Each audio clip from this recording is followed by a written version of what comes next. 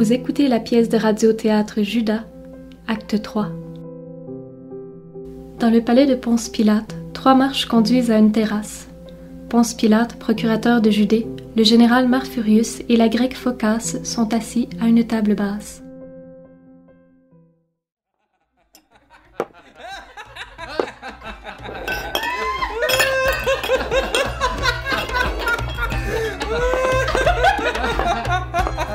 On m'avait dit que tu étais morte. Je sais que ce mauvais bruit a couru, mais tu l'as cru. Oui, car tu étais en faveur auprès de notre maître bien-aimé, César Tibère.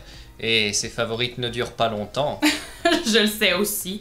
Et c'est pourquoi je l'ai persuadé de m'envoyer ici, en mission, pour inspecter les troupes du général et lui en faire un rapport. J'ai compris tout de suite que tu es venu ici pour m'emmerder. Ah, ne crois pas ça. Non, le rapport, c'est toi qui le feras. Je ne suis ici que pour échapper pendant 2 ou 3 mois aux fantaisies de notre maître bien-aimé César Tibère. Mais c'est d'ailleurs pour la même raison que notre cher Ponce Pilate a accepté ce proconsulat de Judée, où il doit s'ennuyer à périr. Non, je n'ai pas le temps de m'ennuyer, ces juifs sont insupportables. Chaque jour survient une nouvelle histoire. Les histoires, si tu me laissais faire, elles seraient vite réglées, car tous nos ennuis viennent du temple. Si tu me confiais le grand prêtre pour 2 ou 3 heures, il changerait de langage, en même temps que de peau. Je ne sais pas si ce procédé serait approuvé par notre maître bien-aimé, César Tibère. Qu'en serait-il? Les Juifs ont des intelligences à la cour de Rome.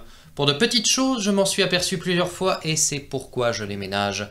Ce matin, à la première heure, mon centurion est venu me dire que le grand prêtre lui avait demandé d'arrêter un individu qui parlait au peuple et qu'il fallait le juger tout de suite. Un agitateur? Je ne crois pas. Une de leurs histoires de religion.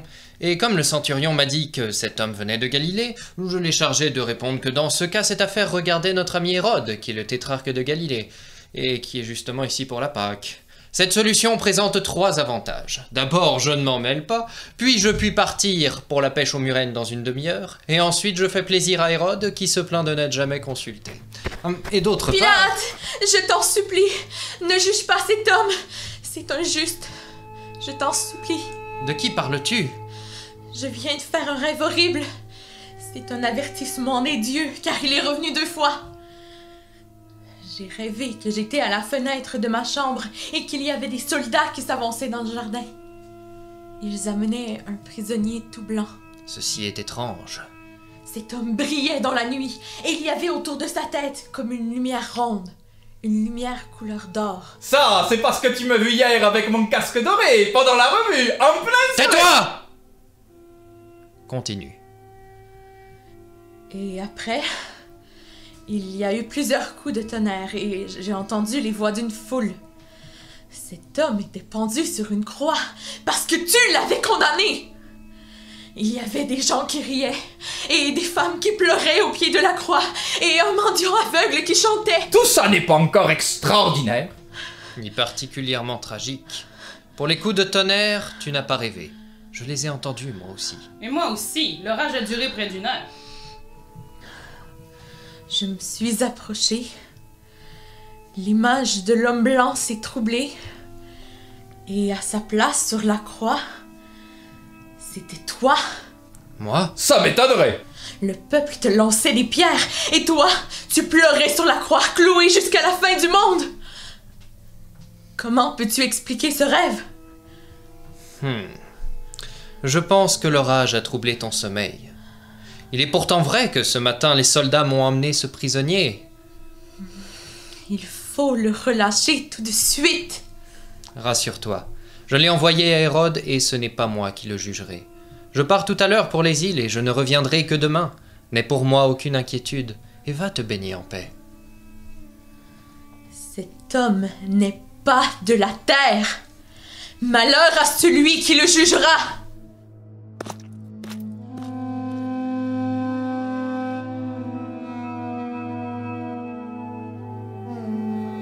Les rêves des femmes sont toujours étranges, et celui-là est particulièrement inconvenant.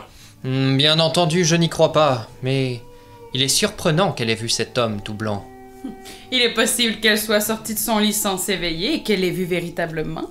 Seigneur, le vent contraire vient de tomber, mais il serait bon de partir assez vite. Bien, nous arrivons dans un instant. Général, je te laisse le soin de surveiller la ville. Le jour de la Pâque est toujours assez agité, fais surveiller le temple. J'y ai déjà mis des piquets de garde. Il y a un grand nombre de pèlerins, mais ils chantent. Qu'y a-t-il? Seigneur, le tétrarque de Galilée te demande audience. Oh, il vient certainement me parler de cette affaire. Il vient t'apporter la sentence qu'il a rendue et tu seras forcé de la confirmer puisqu'il a jugé par ton ordre. Salut! Ô proconsul de Judée! Salut, ô tétrarque, Hérode Antipas. Ton serviteur et ton ami. Je crois autant à ton amitié qu'à ton obéissance. C'est un grand honneur que tu me fais. Oh! Je vois que tu prépares une petite partie de pêche. Oui, nous partons tout à l'heure pour les îles, et si tu veux nous y accompagner... Je te remercie, Pilate, mais c'est aujourd'hui la fête de la Pâque, et la religion m'interdit les amusements frivoles vers lesquels je ne suis que trop porté. D'ailleurs, je crains bien que les devoirs de ta charge ne t'empêchent d'aller toi-même au Murène aujourd'hui. C'est justement à cause de la Pâque que je laisse volontiers Jérusalem aux Juifs. Mais les Juifs ne peuvent se passer de Pilate, leur proconsul bien-aimé et tout-puissant. Les prêtres sont là. Que me veulent-ils? Ils te ramènent ton prisonnier, Jésus, fils de Joseph. Tu n'as pas réglé cette affaire? Et qui suis-je, moi, pour rendre la justice à Jérusalem? Tu es le tétrarque de Galilée, et comme ce Jésus est un Galiléen, j'ai pensé que tu l'entendrais plus équitablement que moi. Si la très sincère amitié que j'ai pour toi n'était pas tempérée par un profond respect, je me permettrais de te dire qu'elle est bien bonne. Seigneur tétrarque, tu veux nous empêcher d'aller à la pêche? Général, tu es un grand défenseur de la discipline, mais tu devrais comprendre qu'il m'est impossible de dépasser les limites que César Tibère, notre maître, a bien daigné nous tracer. Si j'étais roi, comme le fut mon père, je déciderais moi-même du sort de mes sujets. Mais tu sais bien qu'à Jérusalem, je ne suis rien, qu'un juif qui vient célébrer la Pâque, et en Galilée même, je ne suis pas grand-chose, qu'une façade, une sorte de figurant. Il a raison. C'est état des choses qu'on vient d'ailleurs à ma paresse naturelle. Je ne réclame rien, Pilate. C'est bien ainsi que je l'entends. C'est pourquoi je m'étonne que le proconsul fasse appel à mon autorité dérisoire, surtout lorsqu'il s'agit d'une affaire qui peut être particulièrement délicate. Pourquoi? Parce que les prêtres s'en occupent. Que penses-tu de ce Jésus? C'est un rabbi errant qui n'est pas d'accord avec le temple. Rien de plus? Aux yeux de la loi romaine, je n'ai rien à lui reprocher. Si toi, de ton côté, tu refuses de le condamner... Je ne refuse pas de le condamner. Je refuse de le juger. Ce n'est pas la même chose. Et tu persistes dans ce refus. Je t'ai dit mes raisons. Je vais donc donner l'ordre de le remettre en liberté. Caïphe et les prêtres sont devant ta porte. Tu devrais les recevoir pour leur annoncer ta généreuse décision. Je n'ai pas de compte à rendre à Caïphe. Il ne manquerait plus que ça. Est-ce le grand prêtre lui-même qui demande audience? Caïphe en personne et les princes des prêtres. Et ne serait-il pas intéressant de savoir pourquoi ils veulent sa mort? Les Murènes peuvent t'attendre et ce Caïphe est peut-être plus redoutable que tu ne le crois. Soit. Marfurius, va les chercher. Je vais les prévenir moi-même. Tu ne veux pas assister à l'entretien. Puisque tu m'y invites, je reviendrai avec eux. Mais je dois te dire qu'ils n'entreront pas dans cette salle. Ils resteront sur la terrasse. Oui, je sais, bien ils y resteront. Pourquoi? Un juif ne peut pas rentrer dans la maison d'un Romain parce que cette maison est impure. Considère aussi qu'il s'agit de prêtres et que nous sommes au jour de la Pâque. Mais toi-même, tu es ici. Te voilà cruellement souillé. Moi, je ne suis pas prêtre et je suis venu ici pour remplir un devoir. Je vais les chercher. Celui-là, c'est le faux frère le plus parfait que j'ai jamais vu. Il a parlé de sa paresse, mais je sais qu'en secret, il fait fabriquer des armes par les forgerons des villages. Et pourquoi le permets-tu? Ordre du proconsul. Le mérite d'un proconsul, c'est de triompher d'une sédition. Ah, et pour être sûr d'en triompher, mieux vaut l'organiser soi-même? Tu l'as dit.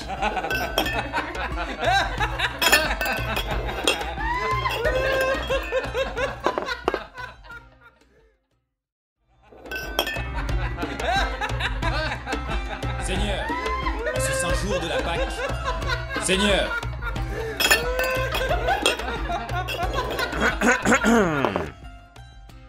Seigneur, en ce saint jour de la Pâque, il ne nous est pas permis d'entrer dans la demeure de quelqu'un qui n'appartient pas à la religion de Moïse. J'espère que tu daigneras nous entendre sur cette terrasse. Je n'en ai pas envie, Caïphe. S'il ne t'est pas permis d'entrer par le mois d'où tu es, je te répondrai d'où je suis. Ponce Pilate, procurateur de Judée, auguste représentant de l'empereur César Tibère... Les cérémonies sont inutiles, ce n'est pas une audience officielle, et c'est en ami que je vous reçois. L'affaire est pourtant d'une importance qui justifierait une audience officielle doit être sollicitée de la bonté du proconsul 3 jours à l'avance. Et d'autre part, j'avais pensé que le jour de la Pâque, les prêtres du temple avaient autre chose à faire que de venir me présenter des plaintes et des revendications. Je te reçois donc en privé, et les propos que nous allons échanger ne seront pas ceux du proconsul ni du grand prêtre. Y a-t-il un fait nouveau depuis cette nuit? Oui, Seigneur. Le tétrarque a interrogé ce Jésus et il a refusé de le juger. Je le sais. Toi-même, tu nous avais déjà dit que le crime de cet homme ne tombait pas sous le coup de la loi romaine. Nous venons donc te demander la permission d'exécuter la sentence qui a été rendue cette nuit par le Sanhédrin. Une sentence? Oui, Seigneur.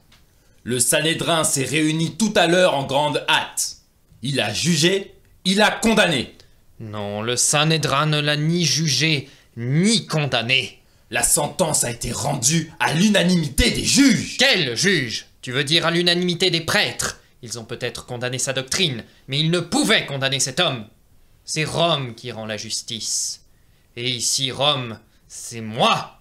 C'est donc vers toi que nous venons pour la seconde fois, afin que tu entendes notre plainte, car tu n'as pas daigné l'écouter ce matin. Quel est le crime de cet homme? Il répand dans le peuple de fausses et dangereuses doctrines. Notre enquête a démontré qu'il est le fils d'un charpentier de Nazareth, un nommé Joseph. Or il prétend être le Messie, c'est-à-dire l'envoyé de Dieu sur la terre. Or, il est écrit dans nos textes saints que il est écrit dans mon ordre de mission que vos affaires religieuses ne me regardent pas. Nous le savons, Seigneur, et nous sommes très reconnaissants à César Tibère qui nous a laissé cette complète liberté. Mais quand une affaire religieuse et de nature a troublé l'ordre public... L'autre matin, dans la cour du temple, il a renversé les étalages, il a chassé les marchands à coups de fouet. Vous avez obtenu de notre maître bien-aimé, l'empereur César Tibère, que l'entrée de la cour du temple fût interdite aux Romains. Ce qui s'y passe n'est pas de mon ressort. A-t-il fait du scandale dans les rues de la ville? Il l'a dit plusieurs fois à des ouvriers du port qui pouvaient raser le temple et le rebâtir en 3 jours. Si vous croyez qu'il en est capable, il serait dangereux de s'attaquer à lui. S'il en est incapable, et vous en êtes aussi sûr que moi, ce sont là des propos absurdes d'un illuminé inoffensif, dans le genre Barsicène. Que tu as fait crucifier. Pour t'être agréable, et je le regrette. Je constate que depuis mon arrivée ici, pour vivre en bonne intelligence avec le temple, j'ai condamné une 12aine de malheureux qui n'avaient pas fait autre chose que de prêcher au coin des rues, dans une langue que je ne comprends pas très bien et sur des sujets dont l'intérêt m'échappe complètement. Le soir de l'exécution de ce Barsicène, je vous ai averti, je vous ai dit clairement. Notre maître, l'empereur César Tibère, ne m'a pas envoyé ici pour faire crucifier des fous. On va encore clouer celui-là, mais je vous préviens que c'est le dernier. Tu t'en souviens ? Je me souviens de ces paroles. Bien. Par conséquent, l'affaire Jésus est classée et je vais le faire relâcher. Tu pourrais attendre jusqu'à demain. Il y a une grande foule dans les rues. Le jour de la Pâque, il serait fâcheux d'avoir à réprimer une émeute! Une émeute? Où ça? Une émeute? Pourquoi une émeute? Parce qu'il fait aussi de la politique. Il parle un peu partout, et surtout en province. Il flatte les pauvres. Les pauvres ont grand besoin d'être flattés. Il dit que les riches et les puissants n'entreront pas au royaume de Dieu. En ce qui me concerne, les Champs-Élysées me suffisent. Il dit aussi que les premiers seront les derniers. Dans l'armée, on fait ça tous les jours. C'est le principe du demi-tour à droite. Il dit que les grands seront rabaissés et que les humbles seront exaltés. Où donc? Dans le royaume de son Dieu. Et les gens le croient. Il y a des centaines d'hommes du peuple qui propagent des absurdités dangereuses. Il faut le lapider! Il faut le lapider! Eh bien, Caïphe, que lui reproches-tu? Quand les pauvres se contenteront d'un espoir chimérique, il sera bien facile de les gouverner. Il faut comprendre dans quel esprit il parle. En disant que les riches sont maudits de Dieu, il excite les foules contre le temple et contre le palais. Et il se fait appeler le roi des Juifs. Qui pourrait le prendre au sérieux? César Tibère, notre maître bien-aimé. Penses-tu que l'empereur daigne s'intéresser aux divagations d'un mendiant de Jérusalem? L'éloignement, des fois, fait grossir les petites choses. Il n'est pas impossible qu'il apprenne qu'on est ici un agitateur qui essaye de soulever les foules et qui se fait appeler le roi des Juifs. Le roi des Juifs. Qui l'a entendu dire qu'il était le roi des Juifs? Tout le monde! Il me l'a dit à moi-même ce matin. C'est pourquoi tes soldats l'ont coiffé d'une grande couronne d'épines et lui ont offert un sceptre de roseau. Dans les rues, il a eu un gros succès. Et la foule qui criait « Vive le roi des Juifs !» Le roi des Juifs. Certainement par dérision. Mais toutes les révolutions commencent par des plaisanteries. Seigneur, il parle au contraire très sérieusement. Ses disciples fondent sa royauté sur le fait qu'il est le descendant de David, qui fut le plus grand de tous nos rois. Le roi des Juifs. Et il récite toute sa généalogie. Ceci est plus grave que tu ne pensais. J'ai entendu ce matin 2 pêcheurs. Le plus vieux disait « Pour le remercier de nous avoir rendu un roi, on devrait envoyer une ambassade à notre empereur bien-aimé, César Tibère. » Il est certain que cette affaire prend une tournure politique. Il serait peut-être sage de l'approfondir et d'en arracher les racines. Est-ce le rêve de ta femme qui te retient de le juger? Ne veux-tu pas au moins l'interroger? Soit. Qu'on le conduise immédiatement au prétoire.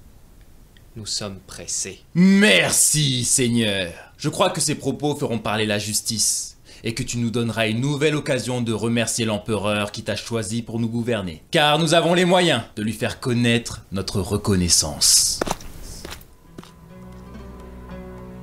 Je crois que la paix en Judée dépend du jugement de cet homme. Tu veux dire de sa condamnation, car tu souhaites toi aussi sa mort. Il le mérite. Pourtant c'est un juif comme toi. Non, pas comme moi. Il n'aime pas assez les juifs, puisqu'il aime aussi les autres. Excuse-moi, noble Pilate, mes devoirs religieux m'appellent au temple pour le sacrifice de l'agneau.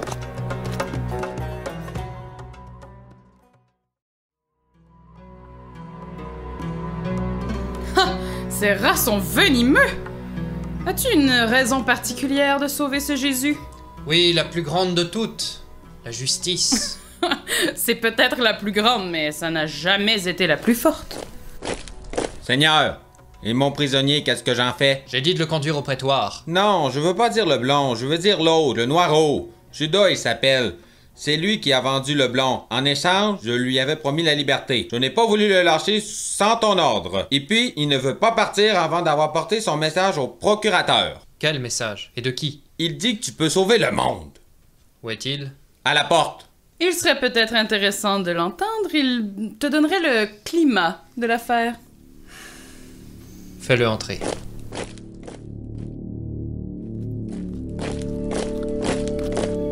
C'est toi, Judas? Oui, Judas l'Iscariote, compagnon et apôtre de Jésus-Christ. C'est celui que tu as vendu? C'est celui que j'ai livré. Oh, je ne vois pas la différence. Elle est grande, mais je ne puis encore te la dire. Pourquoi? C'est le secret des Écritures, et tu le connaîtras bientôt. Ça doit être une histoire de femme.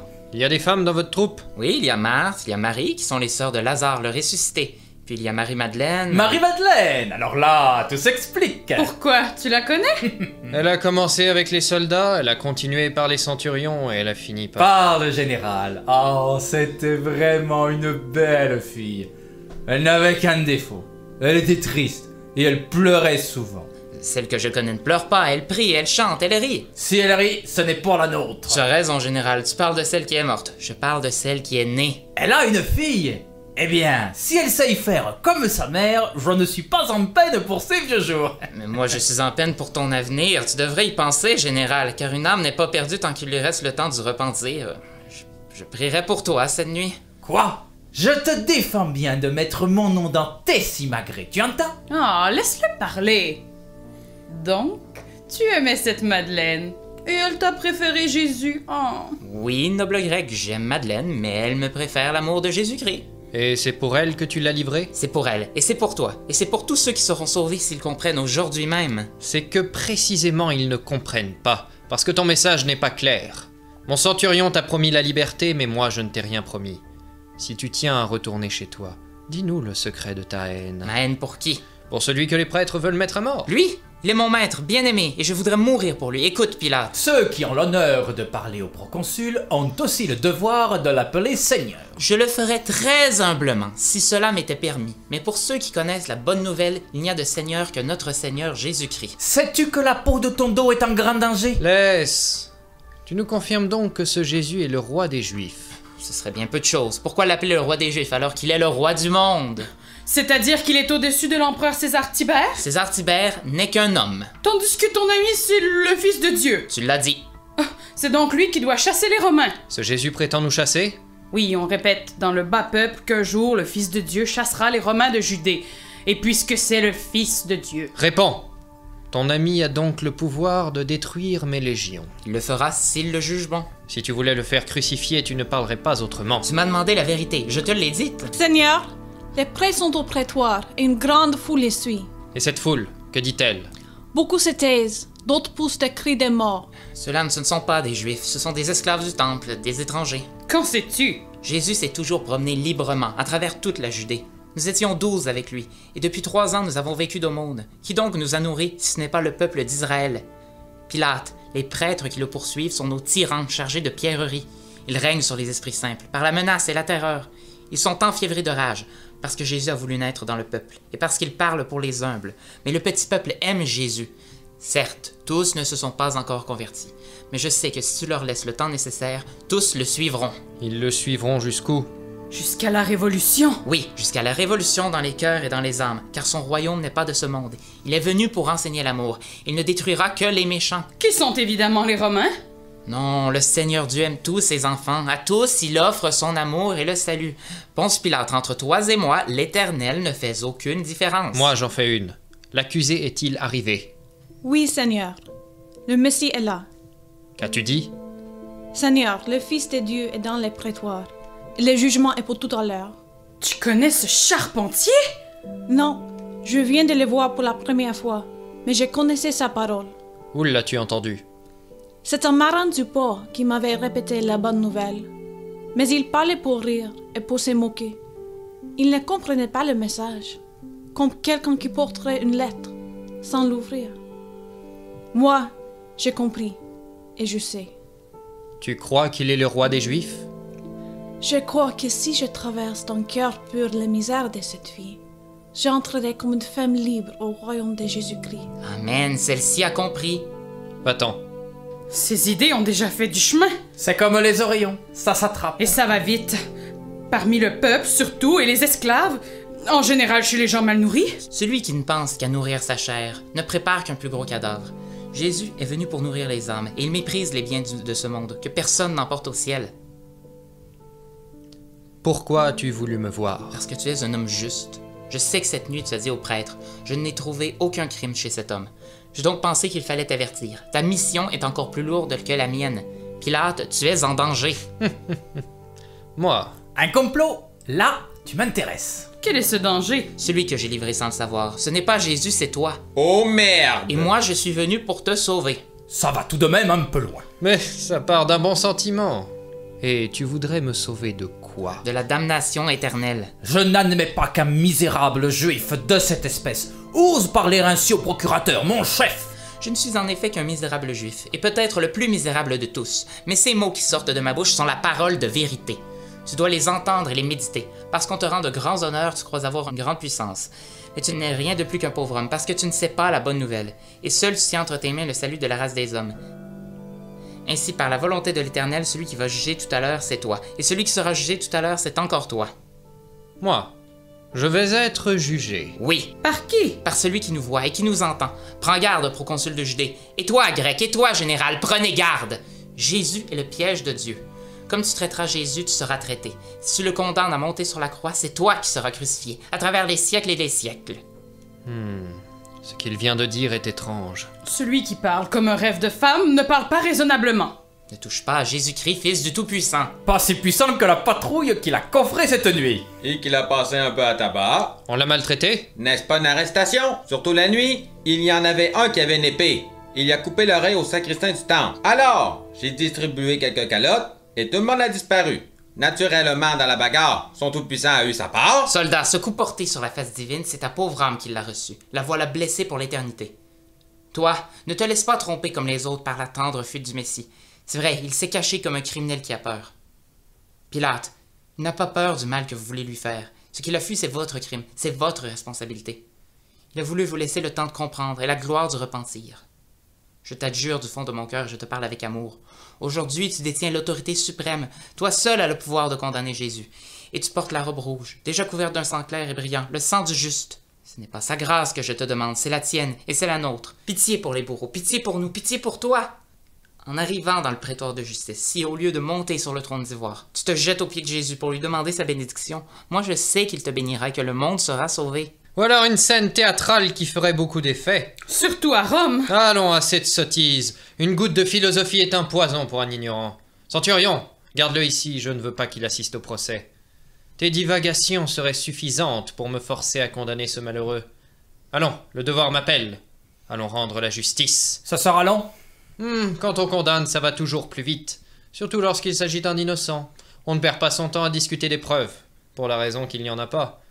Mais si j'essaie de le sauver... Un juif de plus ou de moins, qu'est-ce que ça peut bien faire? Et puis, ce n'est pas toi qui demande sa mort. Mais c'est moi qui vais décider. Non, ce n'est pas toi. C'est la loi romaine. Cet homme est un ennemi de l'Empire. Un ennemi, peut-être.